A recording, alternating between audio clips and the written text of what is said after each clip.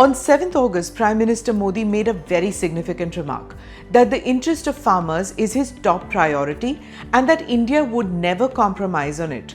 He made this remark less than 12 hours after the American president had slapped 25% additional tariff on India, taking it to 50% as of now.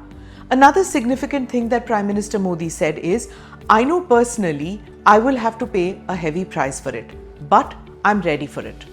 To decode this, you're watching Quick Take, your quick guide. I am Smita Prakash. It's apparent now that the negotiating team from India has a clear directive from the Prime Minister. India will not compromise on agricultural and farm produce in any negotiations with the US. Why? Because farmers are this country's political backbone. Over 50% of India's workforce is directly or indirectly linked to agriculture. They're also a massive voting bloc. Any policy that threatens their livelihoods triggers political backlash, as it did in 2020-21, when radical farm laws led to massive protests and the Modi government had to repeal farm laws. Opening up India's markets to American imports like wheat, poultry, dairy will be termed as anti-farmer.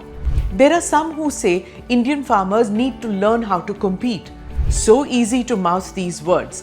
The fact is that American agricultural products benefit from massive subsidies and economies of scale.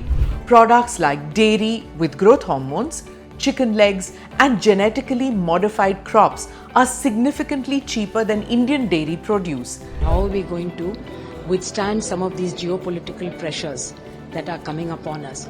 We are already self-reliant in food, but at the same time, as we are part of the global community and there are interdependencies in many ways, and therefore we have to find a way forward. Again, it has to come through application of science and technology, but through blending the traditional wisdom, as the Prime Minister also said, and I think it is possible to do it. Many Indian farmers have small land holdings, barely any mechanization, high input costs, unprotected vagaries of market. Despite all that, food security is part of India's strategic sovereignty.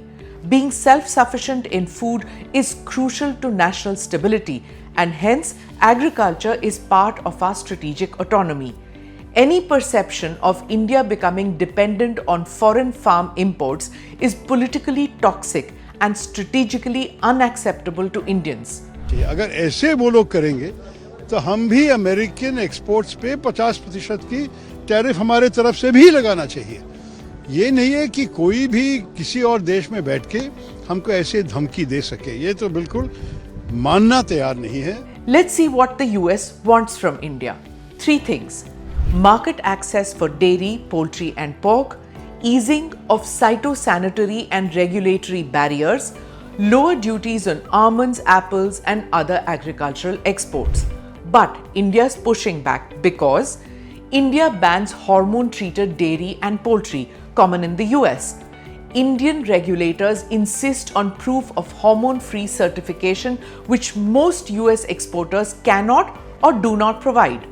US dairy cattle are sometimes fed by animal-based byproducts, including blood meal, bone meal or fish meal. This goes against India's ethos, especially among Hindu consumers. India maintains high import tariffs to protect domestic farmers, for example 30 to 60% on many agri items. There is a strong opposition from Indian farmer unions, food safety advocates and even some religious groups, example over beef and pork. Religious sentiments make mass meat imports politically toxic. All these issues could delay a broader trade agreement between the US and India unless agriculture is set aside as a red line. The Prime Minister's speech reiterated the notion that India has held that agricultural sovereignty is politically sacrosanct, protection of economically vulnerable Indian farm sector cannot be compromised, and it is strategically important for any ruling party.